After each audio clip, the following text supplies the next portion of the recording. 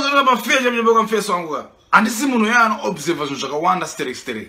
But lately I can't help but notice kuti Mzimba wese ari muno mu diaspora ava nurse.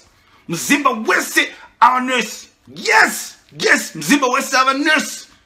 Mfeso wangu tola bafeja mjomba ko isusu matsotsi isusu. Ndiana chali save isusu kanda sungwa mfeso wangu.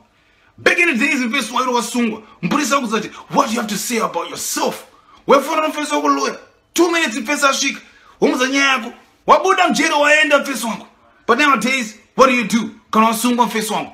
Mpulisa kufunza kuti what do you have to say about yourself? Well, I have to bring up mfeso wangu nurse.